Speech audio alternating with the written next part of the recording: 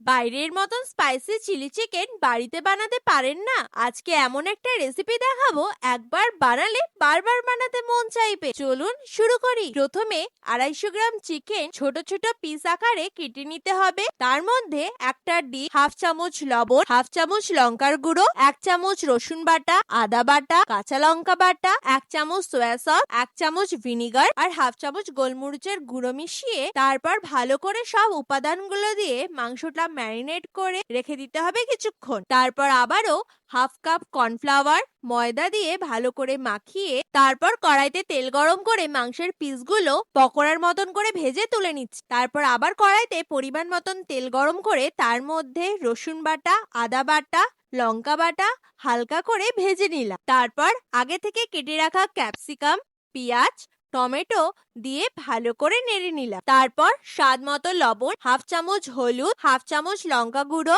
চামচ soya sauce, 1 চামচ vinegar, চামচ গোলমরিচ, 1 চামচ টমেটো সস দিয়ে ভালো করে উপাদানগুলো নাড়তে হবে। গ্রেভিটাকে ভালো করে সসে করে নেওয়ার পর তার মধ্যে আগে থেকে ভেজে রাখা চিকেনগুলো দিয়ে তারপর আবারও ভালো করে সবকিছু নাড়তে হবে। এরপর এর মধ্যে দিয়ে দেব আগে থেকে কর্নফ্লাওয়ার মেশানো জলটা। তারপর 1 চামচ চিনি দিয়ে আবারও ভালো করে সবটা নেড়ে এরপর একটা পাত্রে তুলে নিলেই তৈরি রেস্টুরেন্ট স্টাইল চিলি চিকেন। এইভাবে খুব সহজে তৈরি হয়ে গেল চিলি চিকেন। ফলো করুন এরম আরো সহজ রেসিপির জন্য।